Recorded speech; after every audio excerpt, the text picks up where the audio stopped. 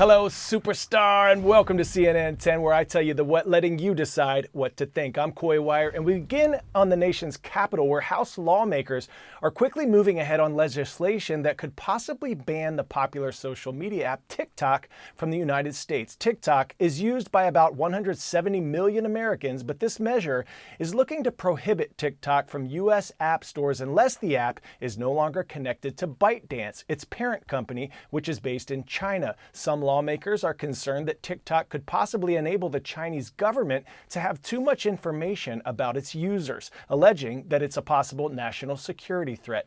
On the other side, TikTok denies these claims and believes this legislation is an attack on First Amendment rights. This proposed bill has bipartisan support and is scheduled to be voted by the House quickly. If the bill eventually does make its way to President Biden's desk, the White House says President Biden would sign it. Now, if this proposed bill is put into law, it would allow TikTok about 5 months to cut ties with ByteDance.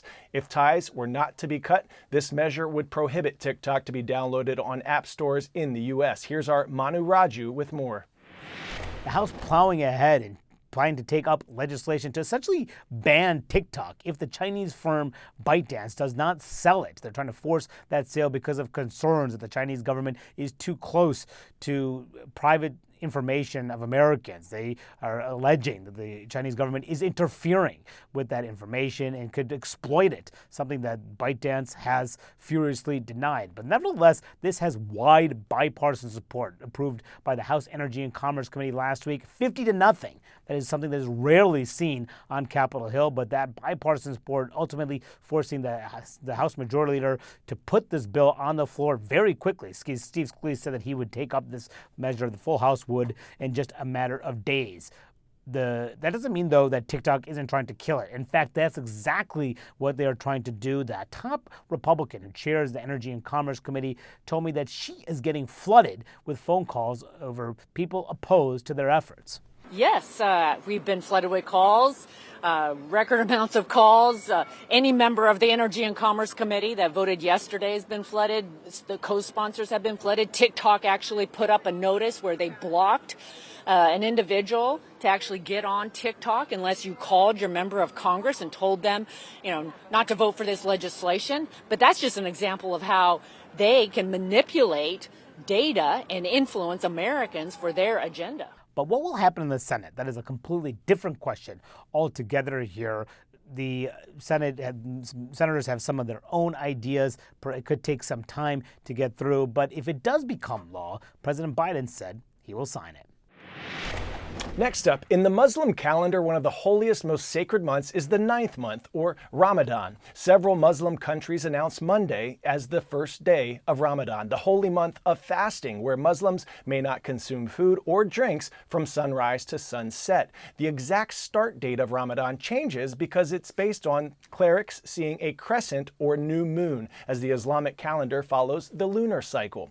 There were hopes of a possible ceasefire in the Gaza Strip before the start of Ramadan, but both Hamas and Israel could not reach a deal. While the war goes on, there's a humanitarian crisis that continues to grapple the Gaza Strip. The U.S. is teaming up with several other nations by airdropping aid into Gaza, but aid agencies recommend that it would be much more efficient if these supplies were transported on the ground. Our chief international correspondent, Clarissa Ward, is here to give us the why.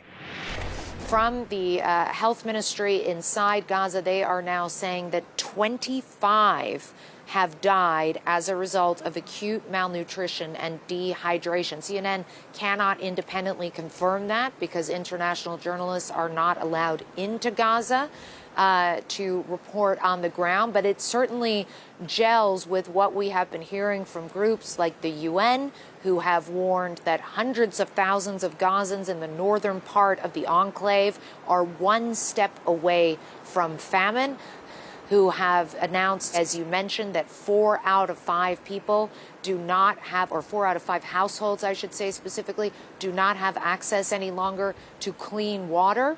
And while these aid drops show a certain level of intention and goodwill, they, according to aid organizations, are not terribly efficient and effective in terms of the mechanism for actually distributing aid. We heard from one humanitarian worker who said they're a great photo op, but they are terrible in terms of trying to make sure that people on the ground get the aid they need.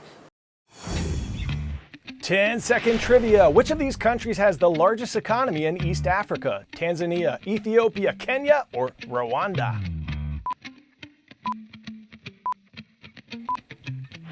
If you said Kenya, put your hands up. The National Treasury of Kenya attributes rapid economic growth and dominance in the region to factors like public investments, policies encouraging smallholder agricultural production, and incentives for private and often foreign industrial investment.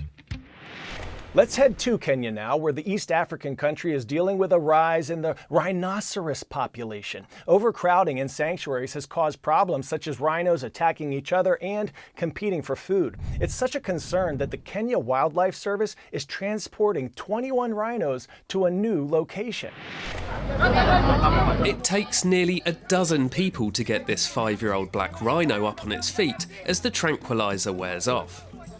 With the tracker securely glued to her horn, she is ready to move 100 miles away.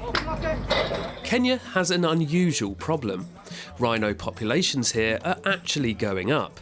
So Safia and others at this overcrowded rhino sanctuary in central Kenya are getting a new home. Decades ago, 20,000 eastern black rhinos like this one ran free in Africa. But in just under 20 years, their numbers plummeted to below 400, as poachers hunted them for their precious horns. Now Kenyan rhinos are making a comeback thanks to anti-poaching efforts. But overcrowding in sanctuaries has become a problem for the solitary animal. When you get to these numbers, when they exceed the current capacity, what happens first is you get territorial fights. So you find males killing each other. There's also the pressure on the food availability for the individuals. To give them a little more roaming space, 21 rhinos were taken to a brand new sanctuary in Loisaba Conservancy. They are the first rhinos to live on the land in 50 years.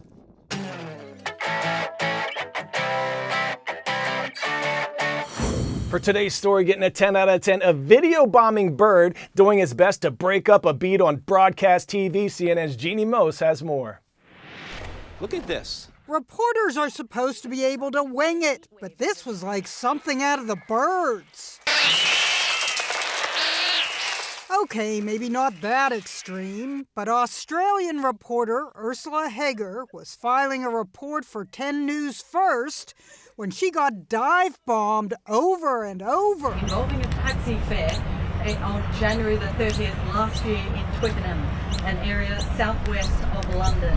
Now this allegedly Dive-bombed 9 times. Her own station called it impeccable journalism. Instead of doing this, Ursula did this. just stood there and took it. At least she didn't get used as a landing strip by, say, a robin or a pet parrot.